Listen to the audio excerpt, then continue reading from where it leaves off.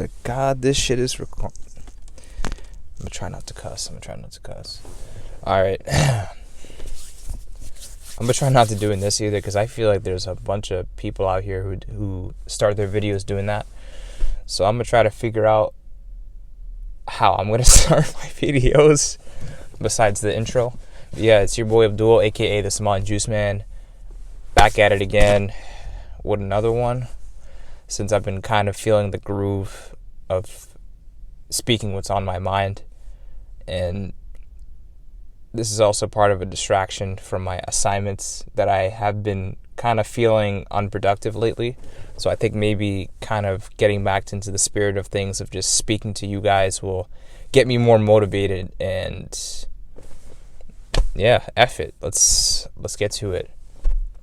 So for this video, I finally decided to delve into the Hermetic teachings and the Hermetic principles.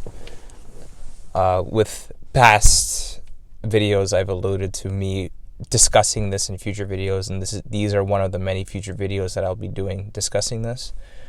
And to start, I wanted to focus on this part of the series of looking and examining the first tenet and the first law when it comes to creation, and that is the law of mentalism. And if you were to examine the Kybalion, which I believe is objectively accessible, easily accessible online, you can literally just look up a PDF version of the Kybalion. I believe there is a few versions of the book in PDF form. It should be by the initiates or by the 3 initiates. That's usually a good type of version to look into if you want to read along or look into the type of book that I'm referring to and addressing to. So as for the actual Kybalion itself, and like the scriptures that have been written by past Hermetic teachers and scholars and whatnot, as far as I know, to my knowledge, I don't think there is really preserved physical documents of like specific types of things regarding the topics that we're going to be discussing. Like, you know, for instance, that with like past religions, they have spiritual texts that have been passed down from generation to generation, almost to the point that it's considered a primary source, where it's like past people have done a good job preserving it. So really, it's just collections of scholars from the past recalling their experiences and their teachings and their cliff notes, rather. It's their footnotes. And all this to say that even though it's specified and well collected and well documented footnotes, I think there's a lot of wisdom to be gathered from it. So, and my philosophy being that whether from a wise man or whether by someone who pleads ignorant, there is wisdom everywhere. It's just how you look at it. And in the first teachings, or one of the first beginning teachings of the Kybalion, it states that in the law, or of the law of mentalism, all is mind. And anything that happens outside of the confines of the mind and the all, which I believe is synonymous with the mind, according to the Kybalion, then it does not exhibit any of the other laws in junction. So basically, if you were to look at a specific type of phenomena, and if it does not fall within the confines of the all, or within the confines of mentalism, or does not exhibit attributes and characteristics of the universe, to which the Kybalion states that the universe is mental in nature, which I'm going to get into, then that by itself is a misnomer. I hope I used the word correctly, but in a sense that if it does not fall within the confines of the universe and how the universe behaves, you cannot manipulate said phenomena or said object with these laws. So that's one thing. Also, jumping a little bit of ahead as well, the Kybalion also or the Hermetic teachings does not recognize luck or coincidences as part of the teachings of the laws of creation. Rather, it implies that nothing is really an accident. Everything has its intentions. There's a cause and effect for everything. So that could be a whole separate law in itself that has not yet been discovered yet. Otherwise, that's not something that we recognize in the teachings of the Kybalion. So what does this tell us? This tells us a few things. It tells us, for one, that when we're dealing with the laws of the universe within the lens of the Hermetic teachings and the Hermetic principles, one of the tenets of being a Hermetic student is accountability, in the sense that the way that you think and the way that you feel is something that is of full responsibility to the being that is within the confines of the universe. If you are within the confines of the universe, if you are watching this video right now, you are an extension of the universe. You are able to be manipulated by these laws, and to the opposite, you can manipulate these laws to your liking as well. In a sense, the type of accountability that we're talking about is a 360 type of accountability, where if you have the mental faculty intact and it's secured, like this bag. I'm trying to be funny with this, but that was way too corny. But if you get your mental shit together and you understand the type of power that you really have as an individual, then all these other laws are just extensions of this law.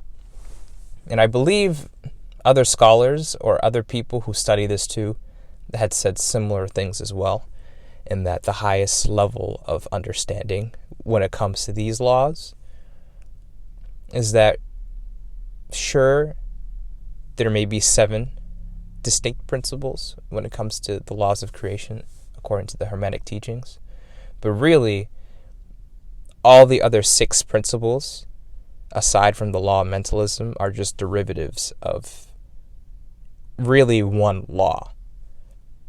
All this to say that there may be 7, but really they're a representation of really just one single particular law that governs the universe. They say there's the law of the land, and they say there's the law of the sea. Well, the law of the universe is held together and glued together through one word, the mind. And that's what the Law of Mentalism dabbles into. In that you can have a piece of code, you could have an idea, you can have a thought, you could have a parallel universe. Quite frankly, different types of classifications, examining different types of things is irrelevant, since whatever we conjure from our mouths, whatever we think and see and feel, we're doing all of these things within the parameters of what? The universe. And the universe, according to this law, by nature is mental. To unpack what that means, from my understanding, is that when we say that the universe is mental by nature, that the universe operates and navigates through a series of minute, in terms of magnitude, mental images and manifestations, and major manifestations through a culmination of these same minute types of thoughts and what have you. I guess to better illustrate this idea, you examining the construction of the Tower of Pisa, or a building that took X amount of years, for example. It didn't start with a half-built building or a half-built structure. What started this was the impregnation of the individual having this idea a physical idea of creating something to the point where it almost felt real. And the reason why I say almost felt real, and I really shouldn't, is because it is real. And it's real because so long as you can create an image for yourself, the more vivid that it is, then the easier and the more methodical you can be to make sure that you can take that same image and you can come up with steps to make sure that you can actually make this image a reality. Without this image, without this anchor of imagination, without this sense of creativity, there is no creation. And another way to put this as well, to kind of drive this point home, is that creativity, ideas, things stemming from the mind, someone who has the spirit of creating something, the desire to create something, is the same spirit that resides within God, or whatever omnipotent being that you choose to believe in, or religion that you believe in.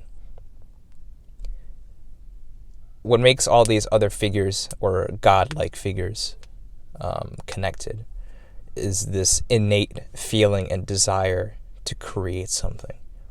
And we look to God as a high being because this being has all its faculties to make that thing very real, since at its highest level, that being has the ability to really vividly see the image that it has, and then almost to the point where it can snap its fingers or say a phrase to create something, and then it'll just replicate exactly what it needs to be done.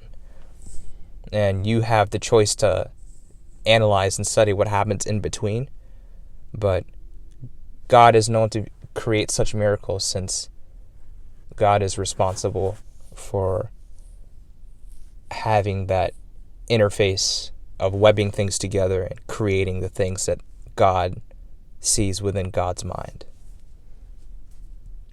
Another way to say this as well, or a good idea to point out as well, is that coders, or people who are within the STEM fields, someone like myself, and I think people who are in this world can appreciate this analogy, is that if you're working on a piece of code, one of the best ways to make sure that you know what you're doing is to first understand what it is you're trying to code. If you don't know what you're coding, if you don't know what you want, then how in the hell are you expected to code something if you don't know how it's going to work? And so what's the solution to that? The solution to that is to construct an algorithm. And an algorithm is a sequence of steps and instructions for a computer, it could be humans, it could be a physical computer, to take in, and through their internal language that it uses to understand the inputs, it can construct what the person wants to do. And then, boom, it gives you that result. The more clear and concise that you are in terms of your algorithms, the more and clear and concise that your output is going to be. In this case, the piece of code, your pie, if you give clear instructions on how to make the pie, or the person who is doing errands for you does exactly what you say from T to T. The more specific you are, the more detailed your results are going to be. To which in itself is advice like that is something that a lot of people would tend to really charge. Being clear and concise. Knowing what you want, essentially. If I were to summarize the idea of this principle, is it's in a sense recognizing you have the power of choice and ideas and creativity, and really having a firm grasp of what you want. So I'm not going to ramble too much, since I feel like I can go on for quite a bit and I have to do something right now. But there is going to be definitely a part 2 to this part of the Law of Mentalism, and I'm going to go a little bit more in depth on other points and expand on other points that I mentioned. So I hope you like that little tease. So I'm going to leave you to it. It's your boy Abdul, aka the Small Juice Man. I'll catch you later. Be easy.